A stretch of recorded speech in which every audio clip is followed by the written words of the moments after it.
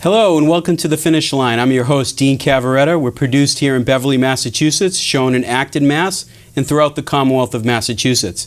Our special guest here today is Jessica Vaughan, Center for Immigration Studies.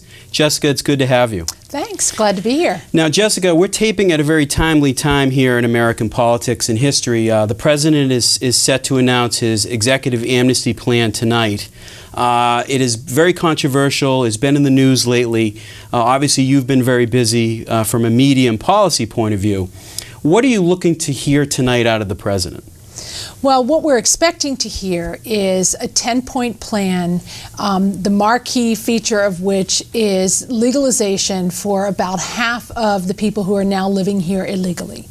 And the President is planning to do this by issuing them work permits that will give them a kind of quasi-legal status. He doesn't have the authority to actually give them full legal status, to issue them green cards. Only Congress can do that under the constitutional separation of powers. Right. But what he's doing is saying that he's deferring their deportation, but then turning around to issue a work permit so that they can live here as if they're here legally, even though they don't truly have legal status. And there are a few other things that he's talking about doing as well, like ending the Secure Communities program, placing further restrictions on ICE officers on who they're allowed to try to deport, and increasing the number of people who are allowed to come in on professional guest workers. Right, it's very interesting. We were talking during the break, the scope of the President's proposal, or I should say action, because it's more than a proposal,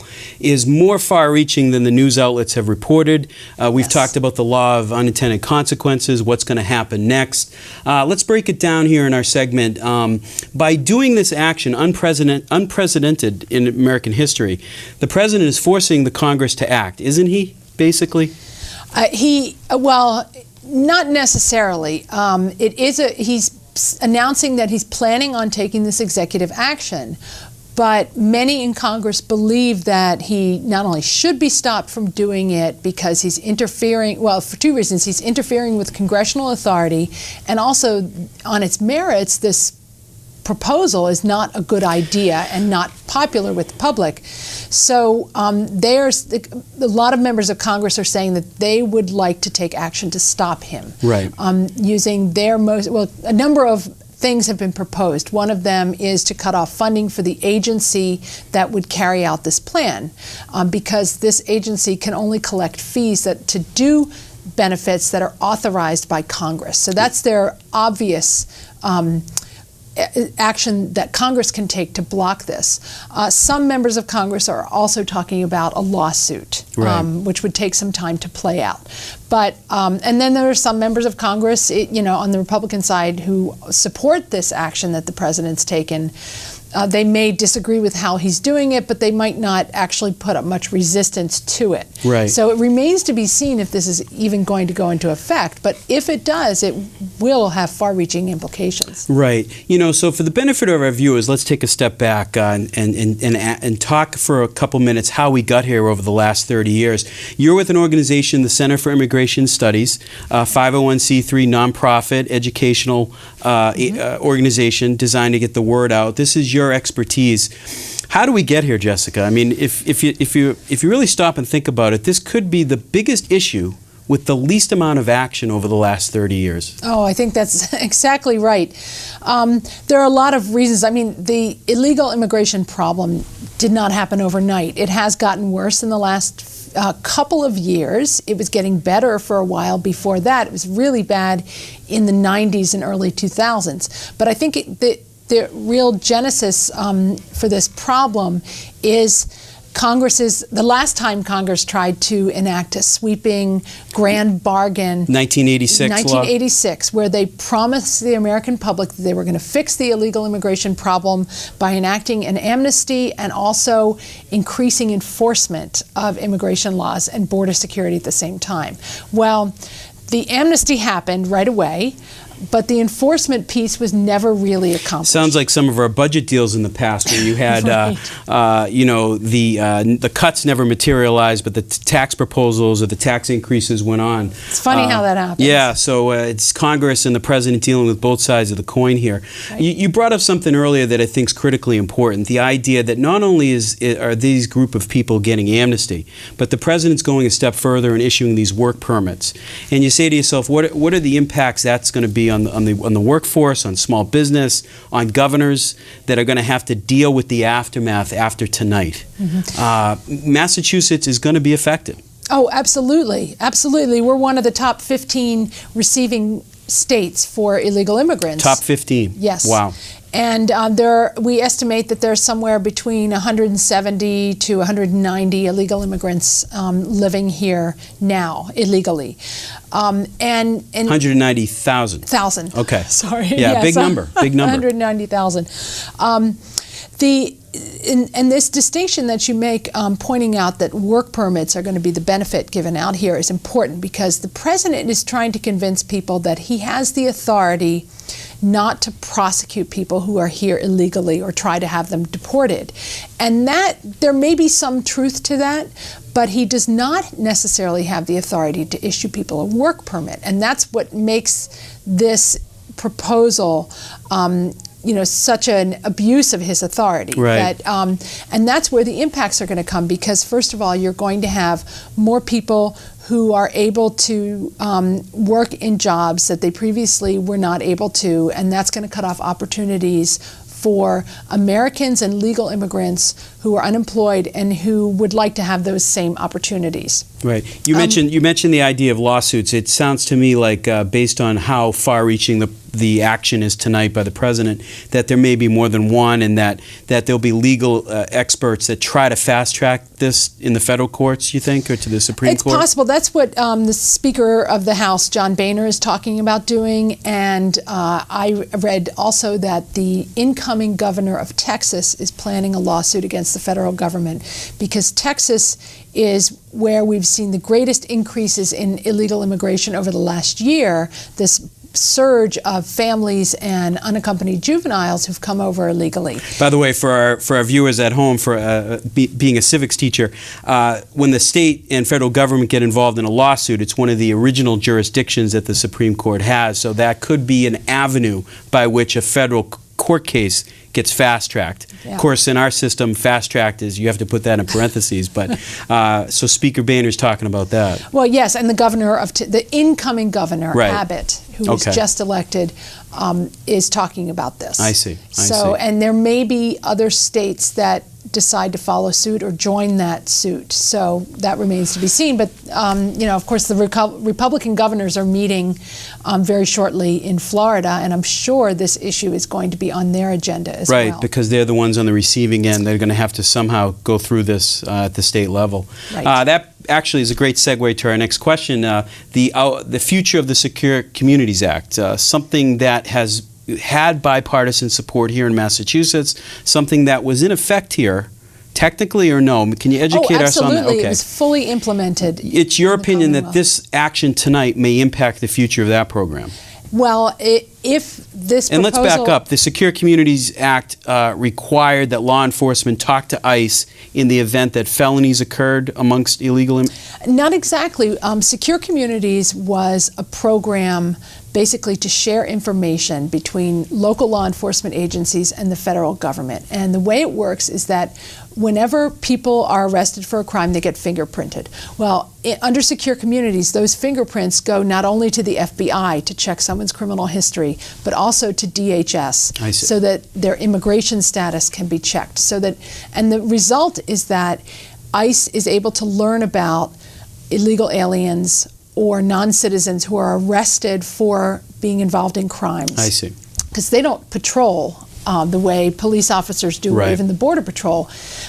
Their priority is to find the small share of the people who are living here illegally who are getting arrested for causing problems in their communities. Right. Those are the ones that they want to make the top priority for deportation. So this helps them find out who's getting arrested, who might be here illegally and might be deportable, so they can decide whether or not they're going to take action. And is it the opinion of CIS or you that tonight's action might muddy those waters in the sense that the agencies might not know who to report and who not to report? What the White House staff are telling news media is that the Secure Communities program will be ended and replaced with something else. And I know that there are a lot of law enforcement agencies who are very concerned about that because it has helped them. The local sheriffs, the county Absolutely. sheriffs have spoken about this. Right, because it's fingerprint based, so it allows them not to be fooled by people using false identities or claiming to be somebody else. Since it's fingerprint based, it cuts right through all of that gray area of who are we really dealing with. Right. And it's worked out very well. The law enforcement agencies in Massachusetts are very supportive of it, and so this, it really has the potential to have a significant public safety impact in the Commonwealth. Because of Secure Communities, now there are hundreds of people who've committed violent crimes and serious crimes, felonies and multiple misdemeanors, that ICE has been able to identify and remove instead of returning them to our communities. It's been interesting in the lead up to this, and there's been a lot of press about this, speculation that the president would act. But it's amazing that one action in one area we've documented is going to impact all these other areas of immigration. And that leads me to my next question. What message is the United States government sending on legal immigration?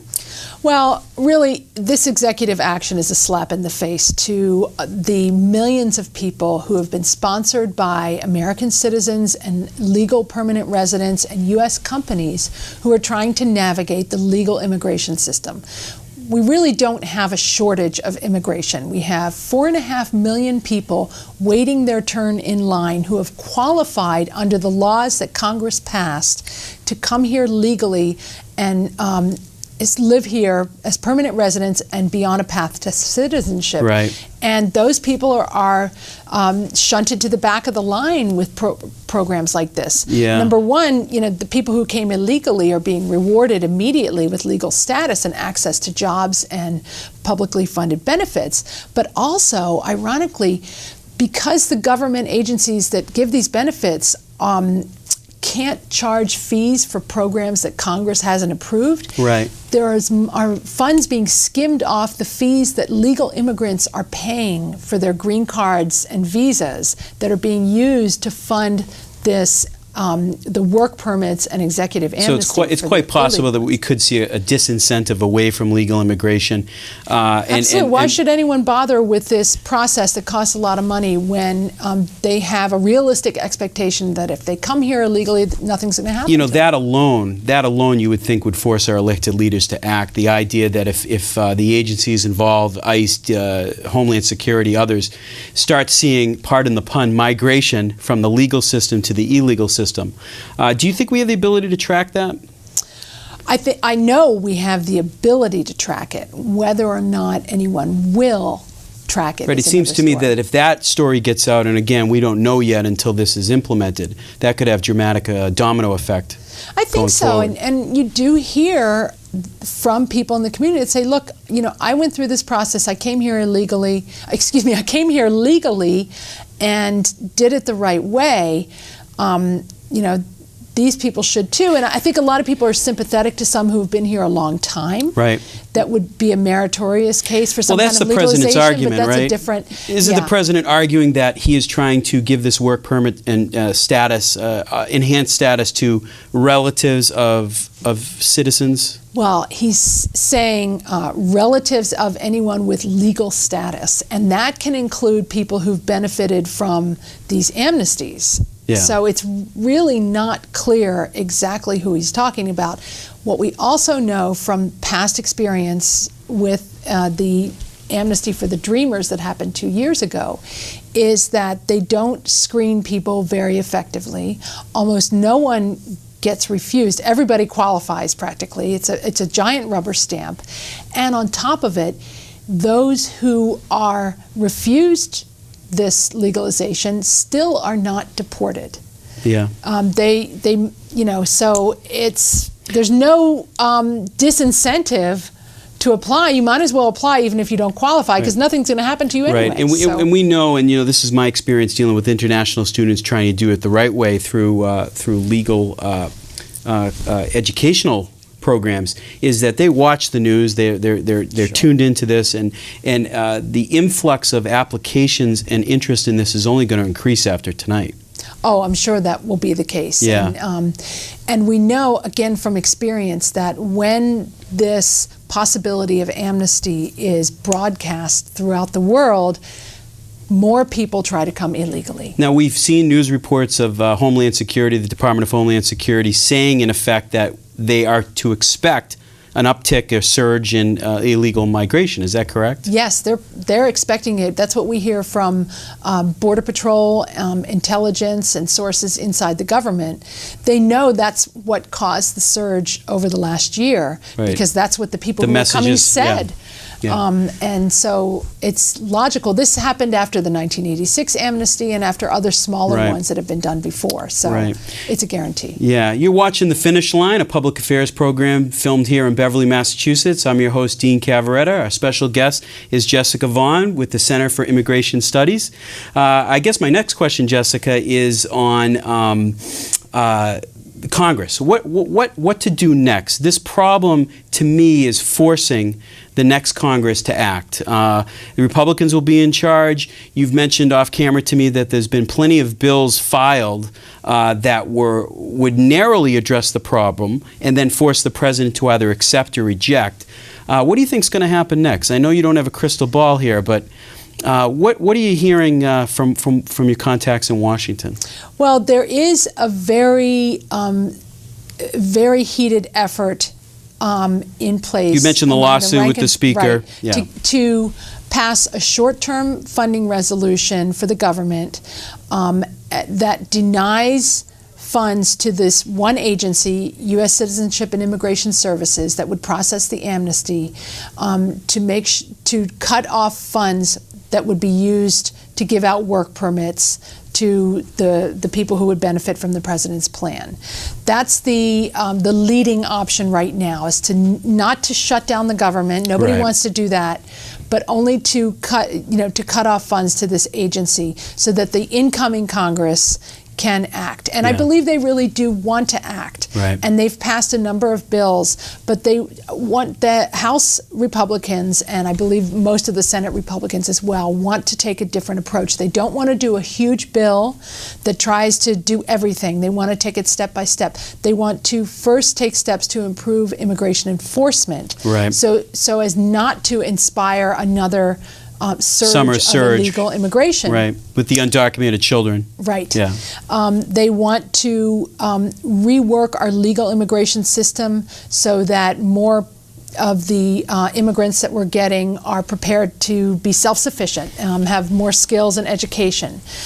They want to I think they would be willing to look at a legalization program that's narrowly tailored to people who have been here a long time and who are going to be self-sufficient and have good moral character. I think they'd be willing to do that after some of these other problems in our system get fixed. But they want to. It's important to take it step by step so that there can be a compromise on each part of this plan, not just a compromise between a bunch of special interests that all want to expand immigration. We've certainly seen that in the past lately with some large bills that get larger and then the fine print's not read and then the Congress is reacting after the fact trying to unravel the mess. Exactly. And they've written these bills and even passed them out of the committees that have jurisdiction over them, but they've been unwilling to move them forward until they can guarantee that it was not going to be a massive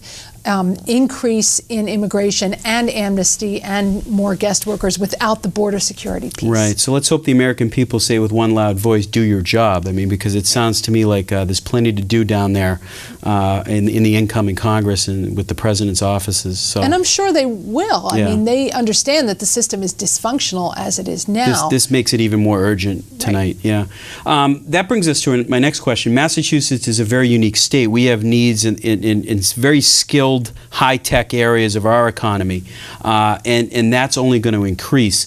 So we get back to what it should look like with immigration reform. What are the needs for Massachusetts? What are you hearing from the business community? And how would we as a state say to the federal government, this is what we need for the Commonwealth to make the system be better for us here?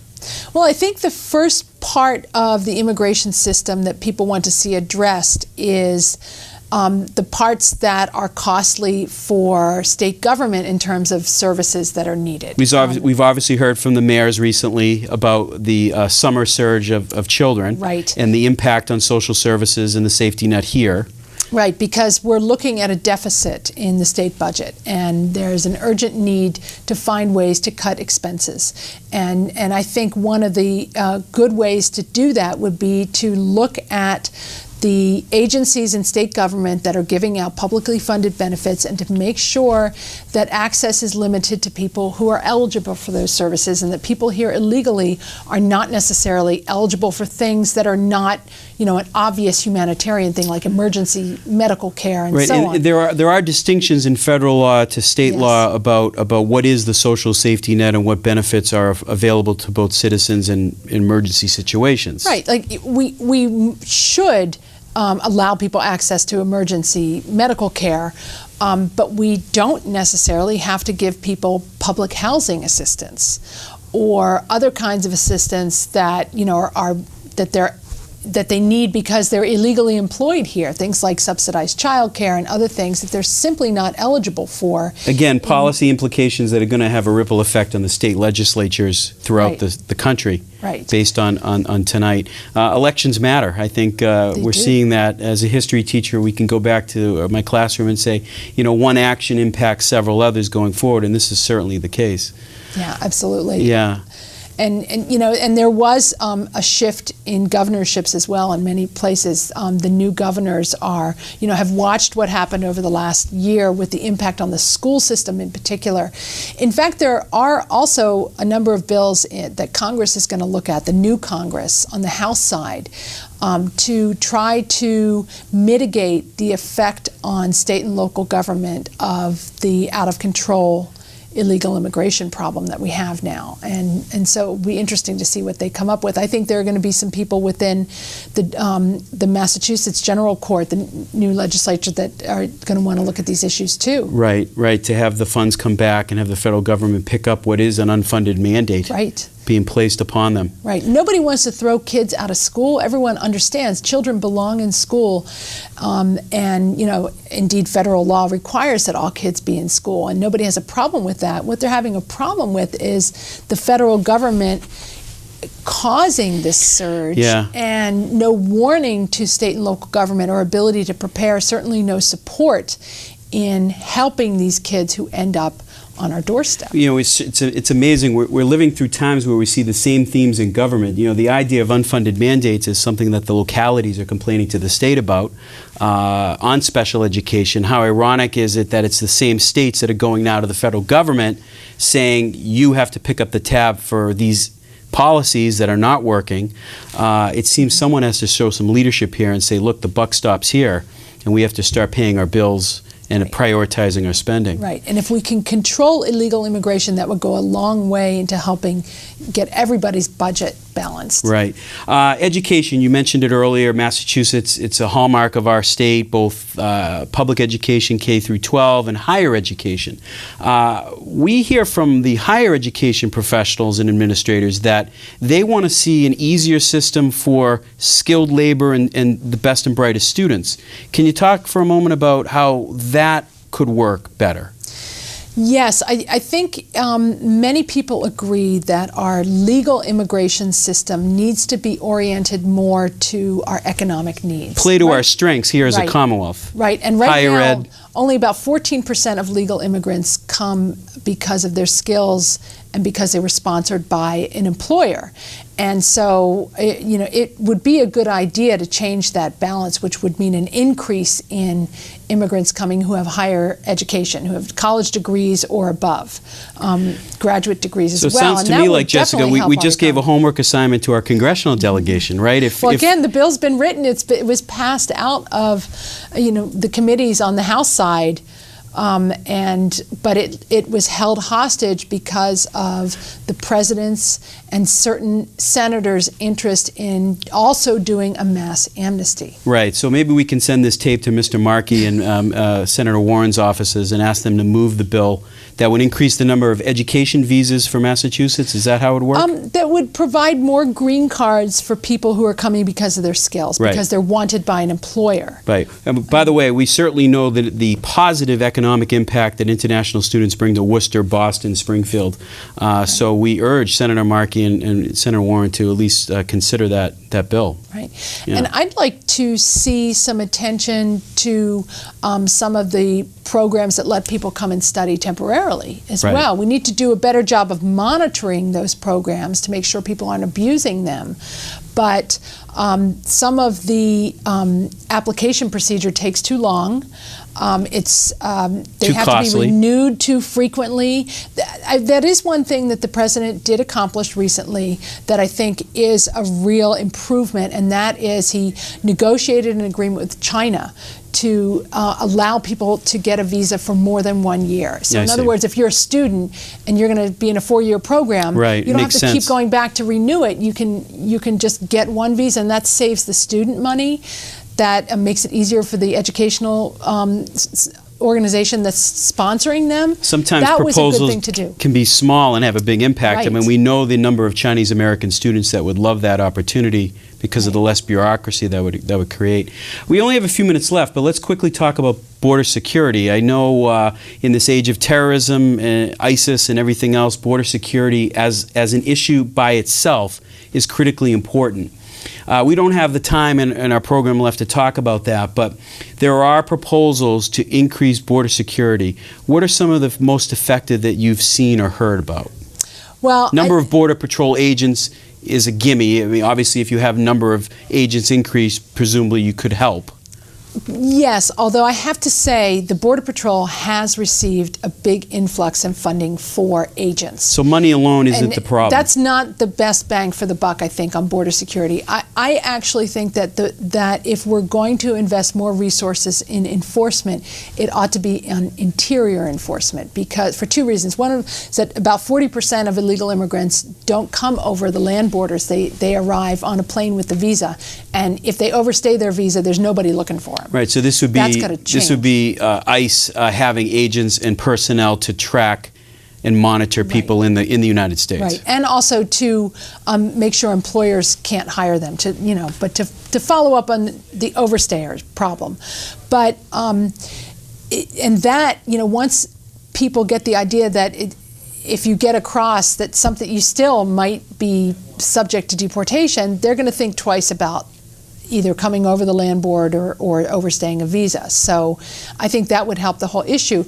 As far as the physical border itself, there are places where we could use more infrastructure, literally physical barriers to keep people and vehicles from Again, another just coming hotbed back and issue forth about the fence, a wall. Right. It's not. We don't need to do triple fence across the whole 2,000 some miles of the southern border, but there are places that need to be shored up. I've seen it recently, and you've you traveled can walk down around to the some fence. of those pressure points, And right now, the Border Patrol is asked to stand down in certain areas of the border that are then able to be used by the cartels to bring both people and drugs across. And we can't just abandon our citizens who live in these areas and who are now at risk from contact with these very violent criminal organizations that are taking advantage of the fact that the Border Patrol no longer goes there. Right. That's not fair to them. Right. One issue that we talked about at a different meeting recently was E-Verify, the idea that states are pushing that as a ripple effect as to the federal changes that are about to take place. In 30 seconds, what's the status of E-Verify? It's working very well. They've made a lot of improvements so that people who are legal workers do not get erroneous red flags when they go to apply for a job. And it's really ready for prime time and should be mandatory for all large employers. Something the states can act independently on that might stem the tide. At a minimum, our own state government should be using it to make sure that publicly funded jobs are going to people who were legally authorized to work here. Right. Well, we've covered a lot of ground in a short amount of time, Jessica. We appreciate you coming in here on a very busy day, a hot topic, an important topic that won't end tonight. You've watched The Finish Line, broadcast here in Beverly. My name is Dean Cavaretta.